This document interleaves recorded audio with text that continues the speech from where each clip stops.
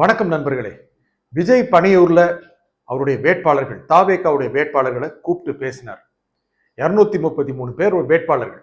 ஒரு தொகுதி உங்களுக்கு தெரியும், எடப்பாடி தொகுதியில வேட்பாளர் போட்டியிட முடியல, அதற்கு எச்சரிக்கைனா வெடிச்சாரு. எடப்பாடி பழனிசாமி தொடர்பாக கடுமையான கடைசி பேச்சில விஜய் தேர்தலுக்கு முன்பான பிரச்சாரத்துல கடைசி பேச்சில் கடுமையா பேசினாரு. 233 வேட்பாளர்கிட்டையும் அவர் பேசினாரு. சொன்னதுக்கான முக்கியமான விஷயம் என்ன அப்படின்னா, இந்த தேர்தலில் நீங்க வெற்றி பெற்றவுடன் நேரா பனையூர் வந்துருங்க, அவர்களுக்காக விஜய் காத்திருப்பார், வேற எங்கேயும் போயிடக்கூடாது அப்படின்னு சொல்லியிருக்கிறாராம். எங்க போவாங்க? ஜெயிச்சோன்னு சுற்றுலாவா போறாங்க? இந்த பெரிய கட்சிகள் இருக்க கொத்திட்டு போயிருவாங்க. அதுதான் பயம். என்ன பண்றது? அரசியல் சூழ்நிலை அப்படி இருக்கு. இதுல நுணுக்கமான விஷயங்கள் நீங்க கவனிக்க வேண்டியது என்ன அப்படின்னா, விஜய்க்கு மிகப்பெரிய வெற்றி வரலாம். ஒரு கருத்து கணிப்பு சொல்லுது 98, 120 சொல்லுது, மேலேயும் போகலாம். இன்னொரு கருத்து கணிப்பு கூட 2வது இடத்துல வருவார், கிட்டத்தட்ட 70 சீட்டு ஜெயிப்பார்னு சொல்லுது. அதிகம் கூட ஆகலாம், குறைவா கூட ஆகலாம், நமக்கு தெரியாதுங்க. நமக்கு தெரியாது.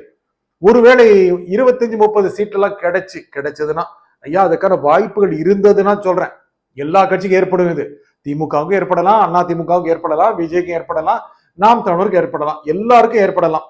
ஒருவருக்கு மட்டும் ஏற்படுவதில்லை. சரி, தாவேகாவுக்கு ஒருவேளை 20-25 சீட்டு கிடைச்சதுன்னா எங்கெங்க இருந்தோ ஒரு அப்படியே 7 பேர் தூக்கிட்டு போயிருவாங்க. 8-10 வந்து இவங்க ரொம்ப அழகா தூக்கிட்டு போயிருவாங்க. யாருக்கு வேட்பாளர்கள் இல்லையோ, யாருக்கு எம்எல்ஏக்கள் இல்லையோ அவங்க அது திமுகவுக்கு நடக்கலாம், அண்ணா திமுகவுக்கு நடக்கலாம், சொல்ல முடியாது. இதுக்கெல்லாம் பண்ணிராதீங்க அப்படின்னு விஜய் அன்பு கட்டளை இட்டிருக்கிறார். அந்த மாதிரி அவரை விட்டு எந்த ஒரு எம்எல்ஏவும் போகிற பட்சத்தில் அப்படி ஒன்றும் விஜய் உடைய ஆளுகை, அவருடைய செல்வாக்கு குறைஞ்சிராது. விஜய் மற்ற தலைவர்கள் அல்ல, தெளிவுபடுத்தியிருக்காரு. தெளிவா சொல்லல, அதை புரிய வச்சிருக்கிறார். மற்ற தலைவர்கள்னா சமீபத்துல டெல்லி பக்கத்துல உங்களுக்கு தெரியும், ஆம் ஆத்மி கட்சியிலிருந்து எம்பிகள் அப்படியே பாஜகவுக்கு கொத்த போயிட்டாங்கல்ல, அது மாதிரி இல்லை விஜய். நம்ம ஊர்ல பாருங்க, தேமுதிக ஜெயிச்சு வருவாங்க, மதிமுக ஜெயிச்சு வருவாங்க, அப்படியே தூக்கி தூக்கி பெரிய பெரிய கட்சிகள் அப்படியே விழுங்கிக்கும், அப்படி இருப்பாங்க. அப்படி ஒரு தலைவர் அல்ல விஜய். இதை கம்யூனிகேட் பண்ணிட்டார். அவர்கள் எல்லாம் சரிந்து போனார்கள். யாரு? விஜயகாந்த் சரிந்து போனார், வைகோ சரிந்து அப்படியே சின்ன அளவு கேட்டார்ல, அது அல்ல விஜயோட அரசியல். இதையும் தெளிவுபடுத்தியிருக்கிறார். இந்த தேர்தலுக்கு பிந்தைய கருத்து கணிப்பு வந்தது இல்லையா? தேர்தல் நடந்து முடிஞ்சது, சரியான ஒரு வாக்கு சதவீதம், இதெல்லாம் ஒரு பெரிய மேட்டரே இல்லைங்க. எத்தனை பேர் வாக்களிக்க வந்தாங்க? போன தடவை விட கம்பேர் பண்ணும்போது 24 லட்சம் தான். இதெல்லாம் பெரிய விஷயமா அப்படின்னு நிறைய பேர் சொல்றாங்க. ஆனாலும் வாக்கு சதவீதம், எத்தனை வாக்காளர்களும் எத்தனை வாக்கு சதவீதம், இதாங்க கணக்கு. போன தடவை வந்து அதிகம் வந்தாங்களா? இல்லவே இல்லை. என்ன போன தடவை வாக்கு சதவீதம் என்ன, இந்த தடவை வாக்கு சதவீதம் என்ன, இப்படிதான் பார்க்க முடியும். போன தடவை வந்தாங்க அவ்வளவுதான் வந்தாங்க அப்படி சொல்லக்கூடாது இல்ல. ஒரு எக்ஸாம்லயோ இல்ல தேர்தல்லையோ யாரு பெரும்பான்மை அதை வச்சுதான் சொல்றாங்க. அவங்களுக்கு தானே சீட்டு கிடைக்குது, அவங்களுக்கு தானே அங்கீகாரம் கிடைக்குது. இந்த சூழ்நிலை விஜய்க்கு அலை வீசிருச்சோ அப்படின்னு நிறைய பேர் நினைக்கிறாங்க. இல்லைங்க, நிறைய பேர் அவருக்கு எதிராளிகள் சொல்றாங்க. அது என்ன ஆகும், யார் ஜெயிப்பாங்க அப்படிங்கிற ஒரு பெரிய கவலை இருந்து திமுக அண்ணா திமுக கவலையில் தான் இருந்தாங்க. எக்ஸிட் போல் வந்ததுங்க, அது இன்னும் குட்டையை குழப்பி விட்டுருச்சு. எப்படி என்னென்ன குழப்பி விட்டுருச்சு? ஒரு நிறுவனம் தான் விஜய் தாவேகாவுக்கு 120 சீட்டு வரைக்கும் கிடைக்கும்னு சொல்லிச்சு. அந்த நிறுவனமா அப்படின்னு நிறைய பேர் அப்படியே எள்ளி நகையாடுறாங்க. இன்னொரு நிறுவனம் உங்களுக்கு தெரியும், அந்த நிறுவனம் என்ன சொல்லுது அப்படின்னா, கிட்டத்தட்ட 78 சீட்டு தாவேகாவுக்கு வரும்னு சொல்லுது. பெரும்பாலான கருத்து கணிப்புகள் திமுகவுக்கு பெரும்பான்மை கிடைக்க வாய்ப்பு இருக்குன்னு சொல்லுது.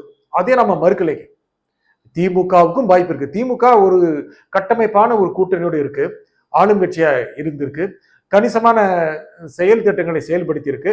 அது திமுகவுக்கு சாதகமாக போகலாம், மறுக்க முடியாது.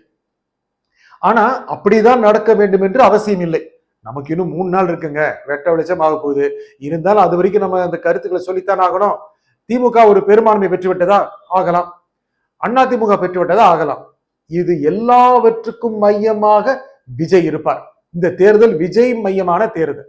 விஜய் காரணமா தான் அண்ணா திமுக ஜெயிக்க வாய்ப்பு இருக்கு, விஜய் காரணமா தான் திமுக ஜெயிக்க வாய்ப்பு இருக்கு. கவனிக்கணும், திமுக ஒரு 150 சீட் ஜெயிக்குது அப்படின்னா எப்படி ஜெயிக்கும்? விஜய் கணிசமான ஓட்டுகளை அண்ணா திமுகவிடமிருந்து பறிப்பதால் தான் திமுக பெரும்பான்மை பெறலைங்க. அந்த கூட்டணி 120 சீட் தான் ஜெயிக்குது, திமுக 100 சீட் தான் கிடைக்குது. அப்படின்னாலும் விஜய் கணிசமான ஓட்டை எடுத்துக்கொண்டார், திமுக கிட்ட இருந்தோம் அண்ணா திமுக கிட்ட இருந்தோம். அங்கும் அவரு பிளே பண்றாரு. அதிமுக ஜெயிக்குதுன்னு வைங்க, அதிமுக பெரும்பான்மை பெறுவதற்கான வாய்ப்பு குறைவுன்னு கருத்து கணிப்புகள் சொல்லுது. சரி, பெரும்பான்மை பெற்றது, அதற்கும் விஜய் காரணமாக இருப்பார், திமுகவின் ஓட்டுகளை பறித்து கொண்டு.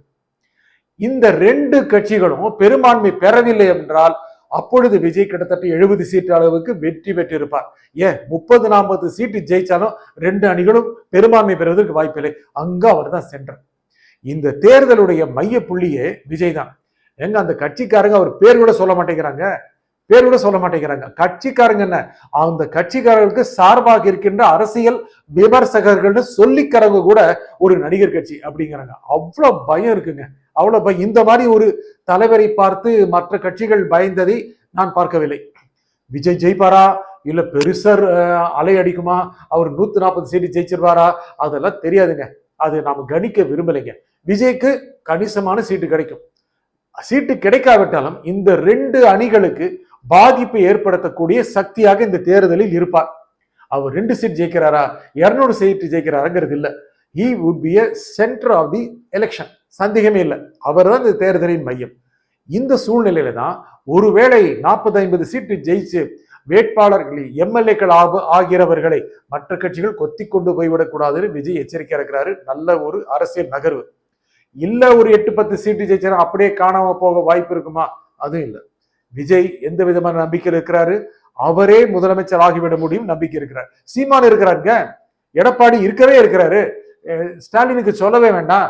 அதிமுக என்ன சொல்றாங்க, இந்த எக்ஸிட் போல் வந்து தேர்தலுக்கு பிந்தைய கருத்து கணிப்பு அதையே திமுக வந்து சொல்லி வாங்கிருச்சு அப்படின்னு சொல்றாங்க.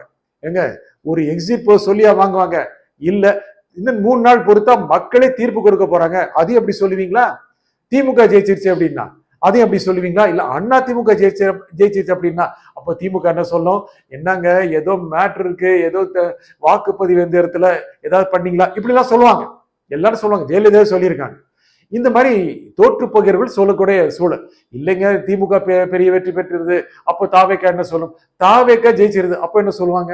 தாவேக்காவை பொறுத்த வரைக்கும் எல்லாரும் என்ன சொல்றாங்கன்னா, கேட்டவங்க எல்லாம் தாவேக்காவை ஓட்டு போட்டாங்க, ஆனா ஜெயிக்க மாட்டாங்க இப்படின்னு சொல்றாங்க. ஆனால் தாவேக்கா ஒரு முக்கியமான ஒரு தேர்தல் பாதையை இந்த தேர்தலில் வகுக்க போகிறது. அவரு திரைப்படத்திலிருந்து வந்தவர், அரசியல் அனுபவம் கம்மி, என்ன வேணாலும் சொல்லுங்க. ஆனால் தாவேக்கா ஒரு முக்கியமான பிளேயருங்க, விஜய் ஒரு முக்கியமான பிளேயர். இதை மையமாக வைத்துத்தான் தன்னுடைய வேட்பாளர்களுக்கு கணிசமான அறிவுரைகளை விஜய் சொல்லியிருக்கிறார். அறிவுரை மட்டுமல்ல, அது எச்சரிக்கை கூட. அவர் சொல்லிக் கொள்ள வேண்டிய அவசியம் இல்லை. ஒரு திரைப்பட நடிகரா, தமிழகம் முழுக்க தெரிந்த மிக பிரபலமான முகமா அவர் தான் யாரும் சொல்லிக்க வேண்டிய அவசியம் இல்லை. ஆனால் அரசியல் தலைவரா தன்னை சார்ந்து நின்றவர்களுக்கு நல்ல விதத்தில் தன்னுடைய நிலைப்பாடு என்ன, ஆளுகை என்ன, தன்னுடைய செல்வாக்கு என்ன, தன்னுடைய எதிர்கால திட்டம் என்ன என்பதை சொல்ல வேண்டிய கட்டாயம் இருந்தது. சொல்லிவிட்டார். தேர்தலுக்கு பிறகு நிச்சயமாக அவர் என்ன சொன்னார் என்று தெரியும். நமக்கு அத்தனை பேருக்கும் மே 4ஆம் தேதி நிச்சயமாக முடிவுகள் தெரிந்துவிடும். அப்பொழுது இன்னும் தெளிவு அதிகமாக கிடைக்கலாம், கிடைக்காமல் கூட போகலாம். நன்றி, வணக்கம்.